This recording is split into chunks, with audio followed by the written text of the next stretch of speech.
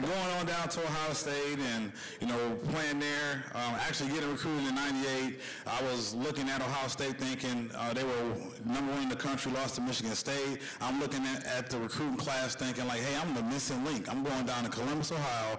I'm going to be a freshman. I'm going to start as a freshman, and we're going to win a national championship. And I go in there, and we're like 6-6. We don't get a bowl game, no bowl gifts, nothing, So I'm just like, tickets? Yeah, no tickets, nothing. So sophomore year, I'm just kind of like, you know what, I'm just going to go out here. I'm going to just ball out, do my thing. And, me and Wilhelm were freshmen. He's right. We were like, who was the third freshman playing with us? Freddie, yeah, Freddie Puckett. He got a chance to start. So I'm out there sophomore year. I have like this, great season besides the Purdue game. I'll never forget it, Seth Morales, 2 minutes to go, but had like a nice sophomore season, become All-American, and, we go down to Tampa, Outback Bowl, and we lose. And I just remember Nate Clements and Ryan Pickett was like, I'm out of here. I'm leaving early. I can't stay around for this. So going through the process, obviously I'm a junior, I have to stay, and I just remember we're looking for a coach, and Coach Tressel comes into the Young and Success Center, and all the guys know that's the Student Athlete Center where we kind of study and do our classes and things and preparation. And I remember meeting Tress, and something ironic about Coach Tress was when I was in high school, I was a sophomore, and I got my first letter from a college. And you wouldn't believe that first letter came from Youngstown State Coach Jim Tressel. So,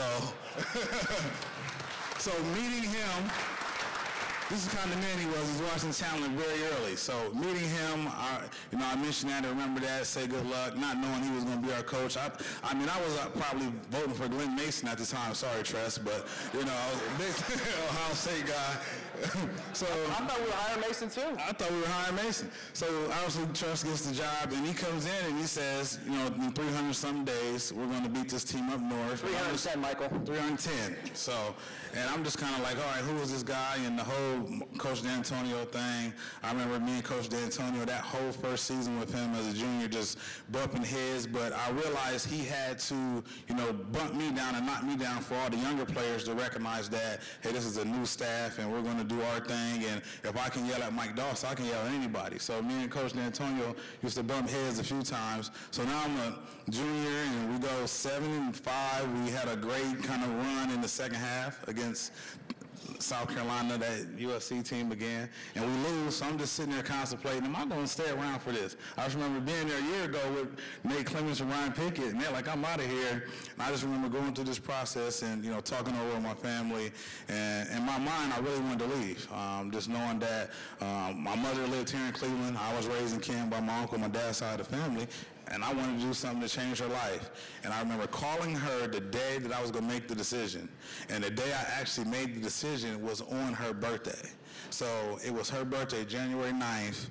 And I called my mom and I said, Mom, I'm about to go pro. I'm about to change your life. And this lady, my mom, tells me on the phone, she says, I think you should stay in school for one more year. And I'm just thinking to myself, I said, does my mom really watch football? Does she know I was like a 2-time All-American? I didn't, Big Ten, everything. And I'm just like, Mom, I'm going to get drafted, go pro. And she says, I made it this long. I can make it one more year. And I said, you know what? I'm going to come back to school because my mom wants me to, and to win a national championship. And that started that great run in 2002. And the only thing that I'm still mad about my senior year is because of this guy right here. He was doing some stat padding with his linebacker coach. I would have been 3 years in a row consecutively leading our team in tackles, but Matt beats me out for that.